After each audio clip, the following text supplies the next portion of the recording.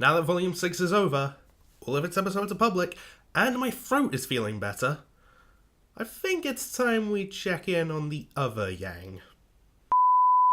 Hey everyone, I'm your only mate, and it's finally time for me to do part 2 of my What If Yang Was a Saiyan? A what if that was inspired by the comparison that fans have made since as far back as the Yellow trailer.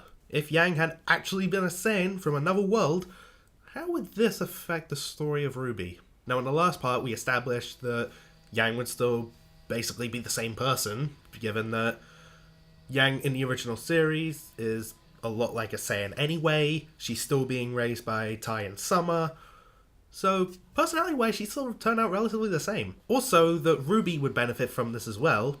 Due to training with Yang all her life, she would turn out stronger and better in hand-to-hand. Volume 1 was wrapped up, and the most notable changes were Yang being integrated to society as a Faunus, given the Saiyan tail, and she actually accompanies Blake and Sun at the docks against Torchwick.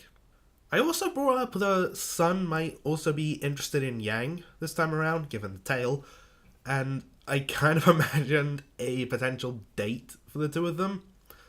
The Sun asks Yang out to go get some food, and of course Yang says yes, and this is when Sun discovers how much Yang can eat, and him getting stuck with the biggest bill he's ever seen in his life. You poor bastard. Literally.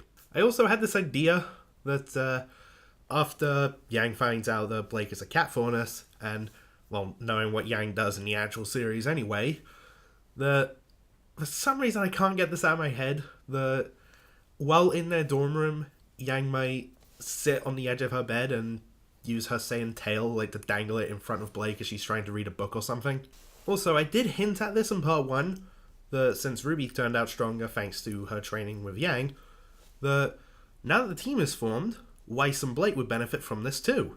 Especially Blake. Why is that? Why would Blake benefit more than Weiss? Well, it's more so to do with the fact that Blake is Yang's partner on the team. There's actually a story in the From Shadows anthology manga that ends with Blake asking Yang to become her training partner, and they train more in private, so more frequently. And Yang being a Saiyan would absolutely be even more up for this than she was in that. So I think with the fact that Blake reveals that she's a Faunus to Yang, Yang having the tail, and now all the frequent training they're doing together, these two are actually going to be a lot closer than they are in the original story.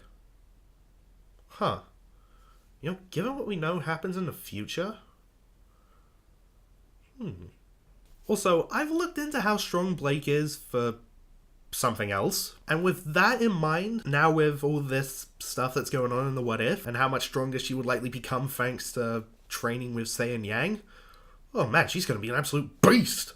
But going back to things I hinted at in part 1, I did talk about Ironwood taking Yang's Saiyan pod, analysing it and doing some reverse engineering to it, and what are they able to achieve from this? Atlas is finally able to successfully launch a communication satellite. That was brought up in the World of Remnant cross-continental transmit system.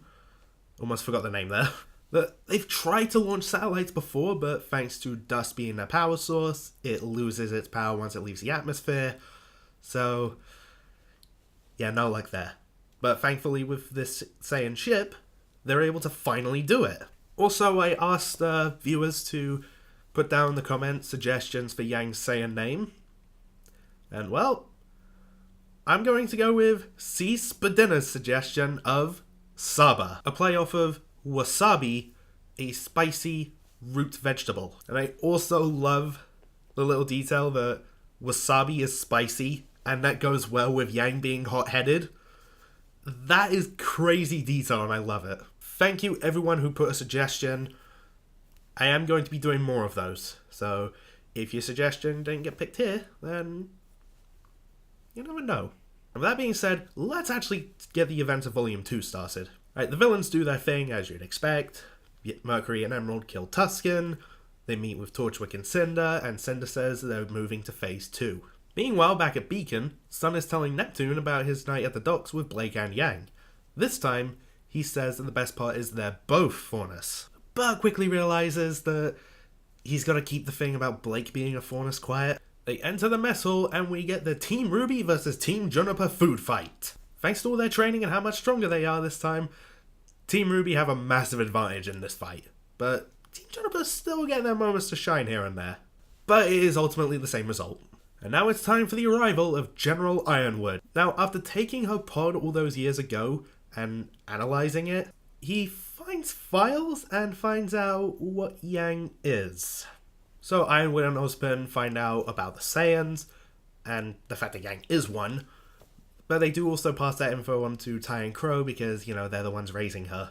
So keep an eye out for stuff. Now, years ago when they first find out this information, Ironwood isn't exactly thrilled about the fact of letting Tai raise Yang.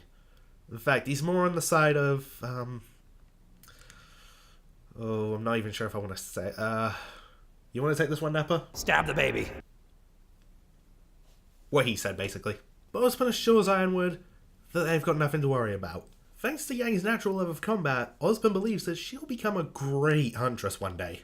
And while, yes, the Grey Ape form is concerning, he also brings up that their moon isn't a full moon.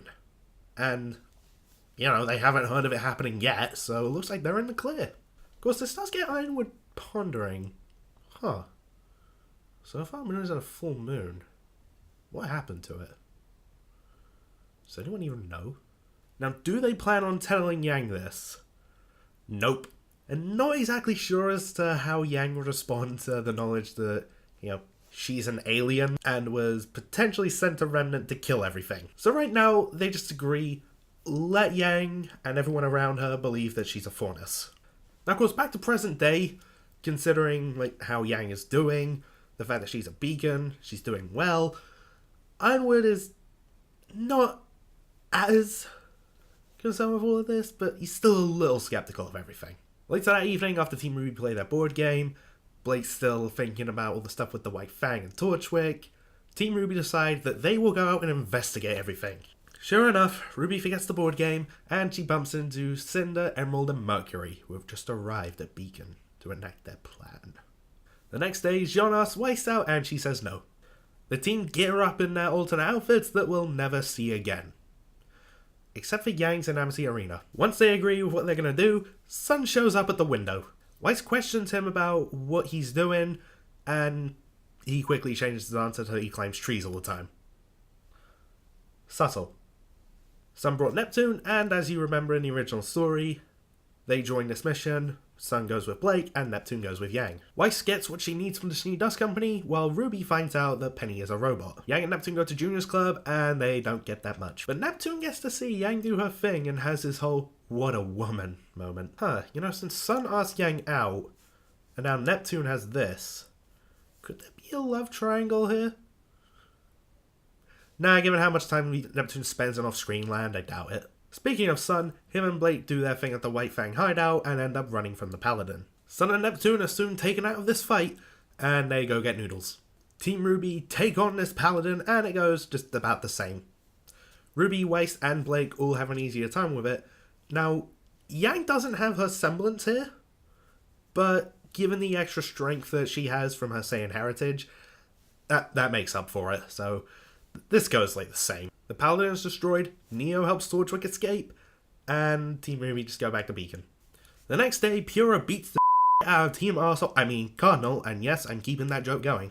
Which leads to the fight with Mercury, and this is how he figures out her semblance. Once they leave class, Sun asks Blake to the dance, and she declines. So, Sun asks Yang if she would like to go with him. Remember, he's into her as well. Yang does agree, but she also says that she has a little something extra in mind. The team are worried about Blake not taking care of herself and just obsessing over the White Fang and Torchwick and all of that stuff. While RWBY and Weiss get the dance organised, Yang claims Blake will be at the dance. Pura tells Jean that he needs to be honest and just ask Weiss out. All the while she's... You know what, I'm just going to let Nora say it. Practice what you preach, Pura. And now we get to one of my favourite moments in the entire series. Blake and Yang's talk. Like in the original, Yang tells Blake she's not asking her to stop, she's just asking her to slow down. Now some might be thinking, now yes, since Raven isn't Yang's mother, Yang's not going to give this story about searching for a mother. But we are getting something similar, and that being Yang questioning where she actually came from. Now, why would Yang be questioning that? Well, think about it. Growing up, she's a Faunus, Ruby, her sister, is a human, Summer, her mother, is a human, and Ty, her dad, is a human. I think she's going to have some questions. And we still get a similar story, only this time in the story, Yang isn't searching for a clue about her mother. She's just thinking, maybe this is a clue about where I actually came from. So she takes Ruby in the wagon, and she pushes herself too hard, which results in her and Ruby nearly getting killed by Grimm. But Crow saves them. Now, I believe this is what would then lead Yang to being told that the Zenkai boosts are her semblance. Because her and Ruby almost died. So, recovering from that and noticing, oh, I feel stronger. Tai knowing this, because remember, he knows about the Saiyans and how they work and everything, would just tell Yang, oh, that must just be your semblance. Blake and Yang go to the dance, and the rest of the night plays out about how you remember, only with the addition of Yang dancing with Sun as well. This guy dances with both Blake and Yang. Lucky bastard. Sean encourages Neptune to pursue Weiss, and Team Juniper do their thing. Ruby spots Cinder and attempts to stop her, and Cinder's virus is uploaded, while everyone else is just having a good time at the dance. That virus is going to play a big factor soon, believe me. The next day, Ruby meets with Ozpin, Ironwood, and Glenda, and says that the assailant said something about a hideout. She returns to the team, and Zwei arrives! Later, all the teams are given their missions. Albeit with Ruby getting some special permission to do theirs. Team RWBY go to Mountain Glen, and that plays out just about how you remember, with Weiss, Blake, and Yang telling Oobleck why they want to become huntresses, while fighting Grimm all day. The night plays out just about the same, up until the point where Ruby stumbles onto the White Fang hideout. She doesn't get captured right away. Thanks to her training with Yang, she's actually able to knock those two guards out. Unfortunately, this just gets more attention, and she's still captured anyway, but she puts up more of a fight. Soon enough, the rest of the team arrive at the hideout, cause a ruckus, RWBY regroups with them, and Torchwood gets the White Fang to start the train. As you'd expect, they fight them off, and Weiss, Blake, and Yang enter the train. Now, I'm going to go through these fights just one at a time, instead of cutting back and forth constantly between them. That's going to play a thing in future parts. It just makes it a little bit easier to do these, really, and I imagine it'd just be easier to follow. First, Blake versus Torchwick, and I think that can just be summed up with this. I believe this is what the young people call getting wrecked. Yeah, with how much stronger Blake is this time, Torchwick really doesn't stand a chance. So he's gonna get beaten even faster. Now we have Weiss versus Chainsaw Guy? He doesn't actually have a name, they just call him White Fang Lieutenant. This time around, Weiss wins. Much like Blake, she's a lot stronger due to her training and a better fighter this time. So I think it's safe to say that Weiss would take the victory here. So Weiss finally wins a 1v1 fight against another person. And finally, Yang versus Neo. Oh gee, let me guess. Yang wins. Nope, Neo still wins. But with how much stronger Yang is, shouldn't she win that? Yeah, just like in the original, Yang's still going into this fight with like no sleep after fighting monsters all day. And given how Neo's semblance works, yeah, Yang'd still be able to put up a better fight, but Neo would still ultimately win. Neo walks up to Yang, drawing her sword, ready to go in for the kill. Of course, this time, Raven doesn't show up because remember, this isn't her daughter. She's not going to be watching out for her. However, someone does still come to save Yang, or two someones I should say, and those being Weiss and Blake. Why Weiss and Blake? Well, considering how much faster Blake took out Torchwick, and the fact that Weiss won her fight, and the fact that Yang actually took a bit longer to meet back up with them, I think they'd want to check back in, notice that she's in trouble, and help out. So they chase off Neo, just like Raven does in the original story. And I kind of imagine after Neo leaves, Blake has this look that's just like, Yeah, no one's gonna stab my friend with a monkey tail.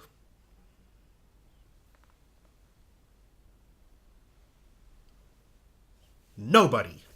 The train crashes, Weiss saves everyone, the Grimm invade Vale, and yeah, I think you know where this is all going. Everyone joins in the fight, defeats the Grimm, and Torchwick is arrested, and the day is won. So in this part, Team RWBY win a lot more, Weiss especially, because she actually beat a person. And with how much closer Blake and Yang are, that's gonna play a big part in something. Trust me. Now, the gap between this and part 3, yes, there's gonna be a part 3, shouldn't be as long because my throat was playing up a bit. And I also kind of got a bit of a head start on things and finished writing parts 3, 4, and recently 5. Yeah. I haven't started part 6 yet, as much as I really want to, because there's something I'm saving. I'm just going to leave that there, and that's where we're going to end this for now. Anyway, thanks for watching, all of that stuff, and because of how appropriate it is in this series, here is my Goku outro. Bye. Hey guys, Goku here. You're watching Your Only Mate, and Your Only Mate is only good for the fact that at least he won't eat as much of your food. Catch you later!